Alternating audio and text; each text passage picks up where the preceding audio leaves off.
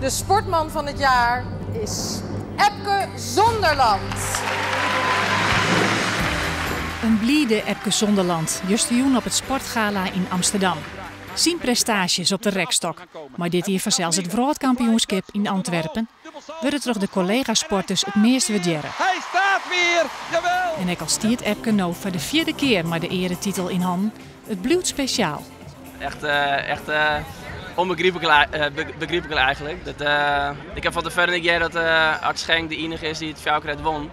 Ja, dat is bijna net te beseffen dat Sto dan de naaste is. Dus het is wel heel uniek. Zo'n de titel Sportman van het jaar bestiert van 59 jaar, staan er dus nu 2 mannen op de lijst die het 4e keer won hebben. Dit jaar had Epke reetrieder Sven Kramer en voetballer Arjen Robben achter hem.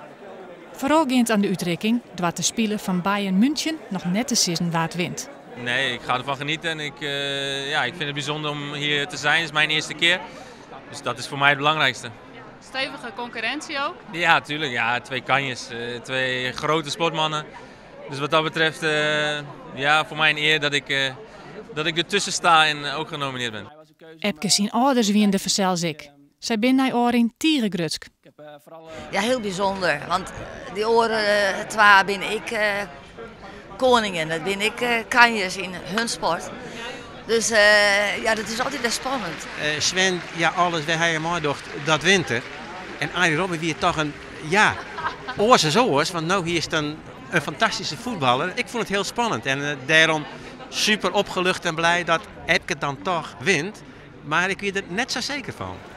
De turner is jeder in 2009, 2011 en 2012 uitroepen als sportman van het jaar.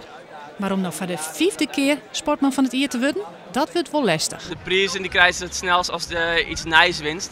Ja, nu heb ik alles al hellen. Dus ik ben toch iets heel bijzonders van om nog een keer sportman te worden, denk ik.